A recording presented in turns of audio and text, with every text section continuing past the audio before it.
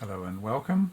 Just following on with my 700 series obsession at the moment, and if you're in lockdown like I am and obsessing over 700 series Singer machines, well, you're in luck because I'm getting more videos out than I normally do. This machine, which is I haven't assessed yet, so that's what I'm doing today, is just having a wee look and seeing what sort of condition this machine's in. The other machines that I have, I've got two like this that are not assessed. One that you may have seen in the previous video, and another one that's definitely got a broken cam stack. And the thing I noticed first of all with this machine, and by the way, I'm not assessing the foot controllers. I've got a foot controller off the good machine that I've got. I know it's good. I've replaced the capacitor in this one. First thing I noticed about this machine is it's quite worn, sort of beaten up a little bit of wear here. It's not too bad. The bed extension's got a little bit of wear here, so just generally it's sort of a little bit dirty. It's been sitting around for a long time, I'd say, so it needs a good clean. Yeah, first thing I noticed here is there's no light. And what I didn't go through on the maintenance video is replacing the actual bulb. Just up in here, get your thumb, pull that down, exposes the bulb there, and then just push in and turn. Remove the bulb. That looks like it's blowing there. Probably best to disconnect the power from the machine when you do this as well. I've got a brand new bulb. Well, actually it's not a brand new bulb, it's a bulb out of one of the other Singers with the broken cam stack. German made bulb, so can't go wrong. Get that in there, and we should have light. We've got the light. Let's see what this one sounds like. Just a warning if you're wearing headphones again. Some of these machines can be a little bit noisy when I plant my foot.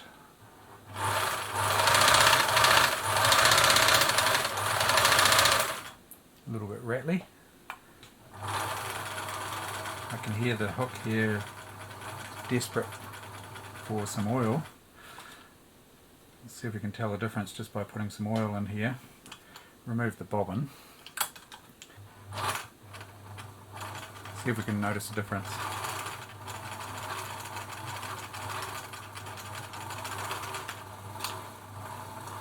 Hear that? Quite a change in that already. Just one oil point. Quite important, that oil point. In the maintenance video, what may not have been very clear was they suggested that you lubricate the machine every week. I think it was, if you're using the machine say 3 times a week, lubricate it every week. I think what they meant is just in this area, keep this clean and oiled in this area here, and the rest of the machine oil and clean. I think it was every month. Not for the 760. The manual actually said don't oil it at all. I don't quite agree with that, and you can see straight away that isn't a very good option. But the other models, the 726, it suggested every month, oiling behind the faceplate and here, and the oil points up on the lid. So monthly for that one, and maybe weekly for down here, depending on how often you use the machine, of course. But I think if I just get a bit of oil into this machine for a start, I'm not going to go too crazy with cleaning at this stage. It looks relatively clean in there, a little bit of lint, not much. I think just a bit of oil to start with, and then I might so test it and see how it goes. Another good thing to test is just hold back a little bit on the hand wheel, put your foot down. That sounds quite normal, that's the motor straining. But if you hear a lot of clattering and clunking and all that, that could be the motor belt slipping. It's a toothed motor belt. It could be slipping on the teeth. But that one seems good.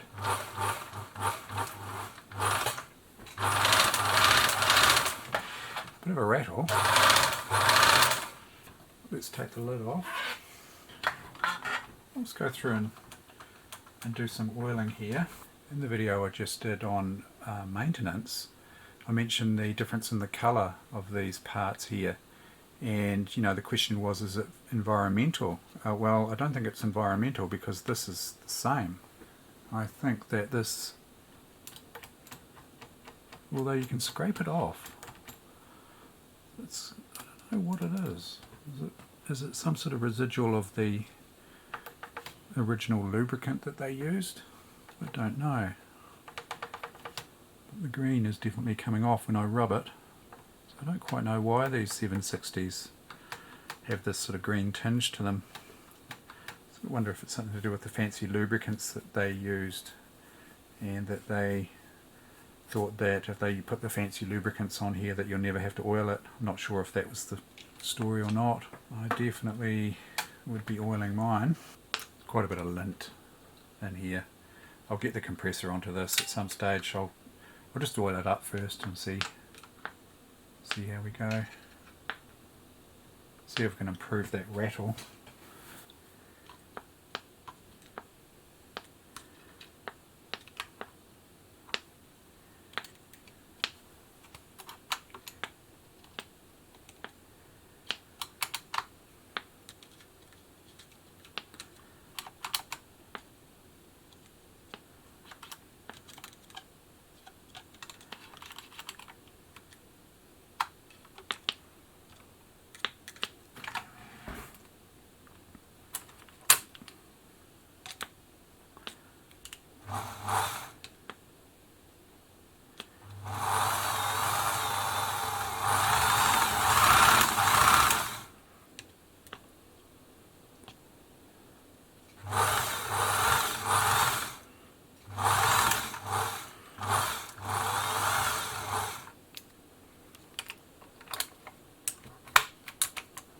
It's a little bit grimy in here.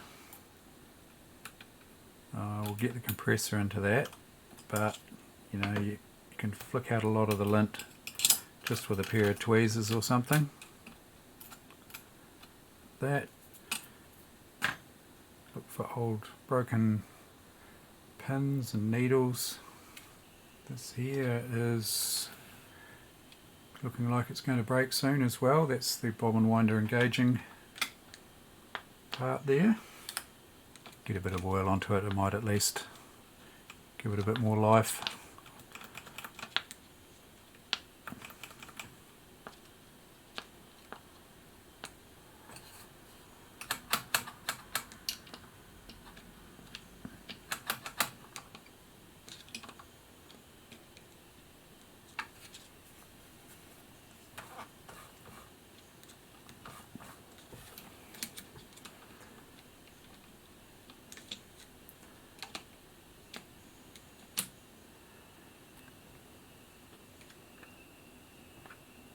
I think I've found the source of the rattle. That shouldn't move like that, but it's moving on the adjuster down here. So I think the hinges are okay, but I'll get that adjuster replaced. I've got one of those in stock.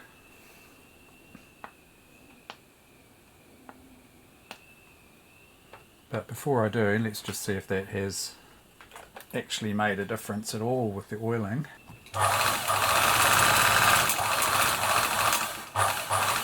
Maybe still a little bit rattly. Certainly better than what it was.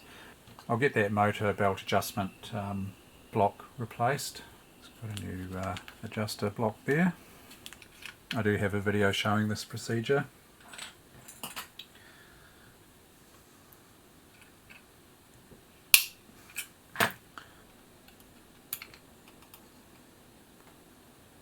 Yeah, adjuster blocks broken.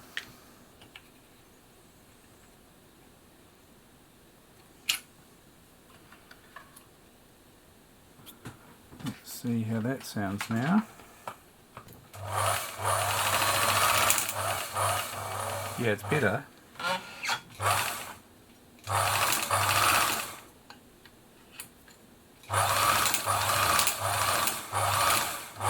Still something, still a little rattle, seems to be upon deceleration. Seems to rattle just a little bit. I'm not quite sure exactly where that is. I think I found the source of the rattle.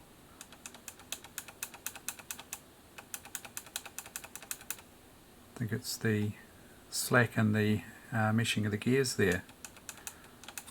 So I'll have a wee look and see if we can take up that slack. So just looking at the underneath of the machine near the, this is where the hook area is. I've tracked down where the play is, and you can see that there's some play there. That's between these two gears here, and also there's some lateral movement there. I think that in here, well, I know there's a screw in here, and I think that the bearing inside here can be moved this way, in that direction, towards this gear, to maybe take out some of this lateral play there. So I'll go ahead and loosen the screw. Yep, that's loose there. Now it's just a matter of getting in there and seeing if I can push this bearing a little bit to the left. Might be able to get in from the back there. There's actually a screw slot on the end of the bearing there, and I can turn that. It is adjustable. So the clearance between the gears is adjustable because this screw, or this bearing that I'm turning, is eccentric, which means it's slightly off center. So what I can do is I can turn this, and it also allowed me to push the bearing out slightly so that took up that clearance. So I'm actually turning the eccentric screw there, and you can see the bearing actually moving. Or sorry, you can see the actual idler gear moving. So what I want to do is I want to get it so that there's a little slack between those two gears, but not too much. And now you'll see there's no lateral movement there either. So that's really nice to be able to adjust that so easily. Just a little bit of clearance there. So now there's hardly any movement in there, just a little bit. And I think we'll find that that's quieter now. Yeah, I'm not getting that funny rattle on the deceleration.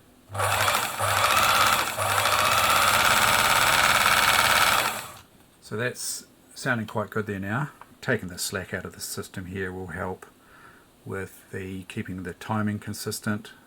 So that's great. And while we're here, we can take a close look at the feed dogs. Yeah, they're looking okay. The rubber's still attached. Yeah, not looking too bad. There's a little bit of play there.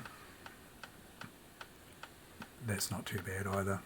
So I'll just go ahead and give this machine a little clean. I had a commenter say on one of my videos that they have a 700, I think it is, a 700 model, and that they were handed down a 706 from, I think, a grandparent, and the 706 is mounted in a table, and they're saying that it cost their grandparent 4 salaries, so I'm assuming that's 4 weeks' wages, you know, to buy the machine. That's probably the machine in the cabinet, I guess. So, you know, these machines weren't cheap, and I guess the reason for that would be that, you know, they're ultra high quality, and, you know, I mean, people are still passing these machines down, so to their, you know, to their younger family members. So, you know, that's a real testament to how good a quality these machines are, how well built they are, and such a good design, and just a testament really to how they made things back in the day. You know, they made them to last. They made them so that, you know, if you kept them well maintained, they could be passed down. in generations to come.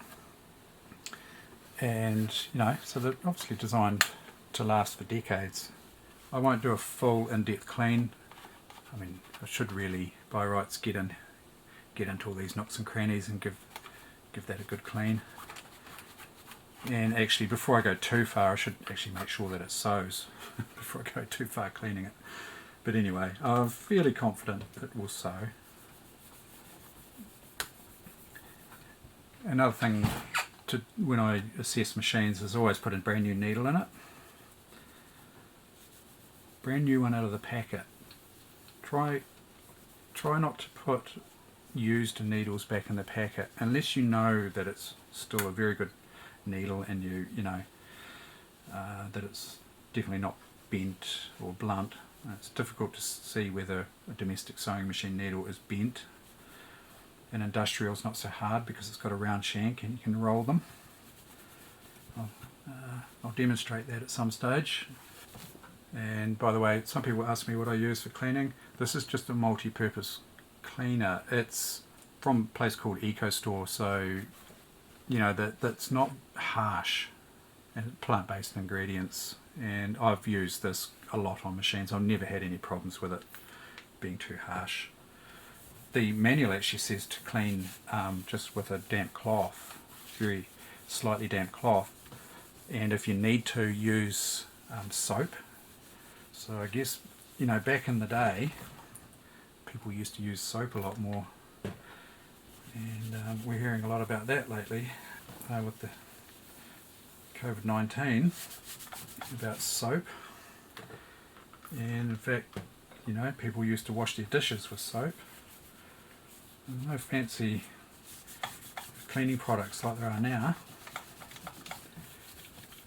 Yep, this is quite grubby. It looks like a little bit of sort of oxidation or something going on here under the paint. It's not bad. It's not like it's going to rust away in the near future. Oh, that won't rust because it's aluminium anyway, I think. Yeah. Is that aluminium? Yeah, I think that's aluminium. And a few dings and garks here and there. Not really going to matter too much. There's a few little scrapes here. And it always makes me wonder when I'm cleaning a machine like this that I've picked up from somewhere as to, who owned it, what did they use it for, how much sewing did they do. I would say this person who owned this machine probably did quite a bit, I would say, judging by the little bit of wear it's got. Yeah, so if I was getting really fussy, I'd get in here with a toothbrush and give those knurled pieces a good clean. I'm not going to get too carried away. It's looking pretty good there. I'll put the machine back together and we'll see how it performs. Okay, I think that's not looking too bad considering what it did look like. Little paint chip here, a few scuffs, nothing too major. Now the big test is to see if it sews. Normally I would do the sew test first, but I thought it's quite a good exercise to go through. New needle, Singer 2020, which is the Singer equivalent to the 130/705H universal. It is classed as a round sharp 42 RS, round sharp point. So, new needle, bobbin case back in. Presser foot's looking a little bit crusty. Yeah, I'm pretty sure that can be cleaned up. And let's check the bobbin winding.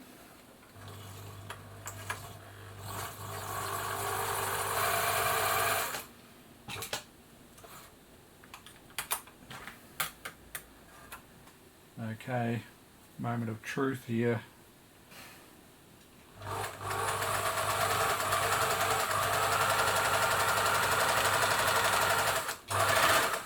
Looking good.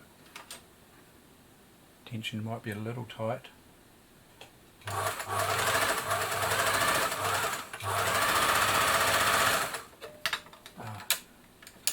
pressure's on negative, so that's probably why it was sticking a little bit there.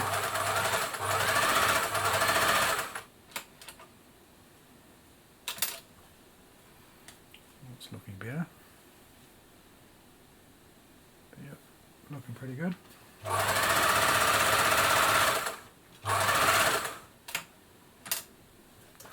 Let's try a quick zigzag for width. There we go. So I'm wondering if the stitch dial's not quite lining up because it's actually sewing that pattern at the moment. In fact, yeah, it's sewing the basting stitch when I'm set to zigzag, so maybe there's a problem. But let's test maybe one of these stitches around here to confirm that. Yeah. So at the moment it's actually sewing this stitch here. So this touch and sew lever, the selector is actually out. There's an easy fix for that. So there we go with the assessment of this 760. Found a couple of wee problems there. Got another little problem to fix, which I'll go ahead and do. And then I'll go and test some of the advanced features like buttonholing, etc. So I hope you enjoyed that video, and thank you very much for watching.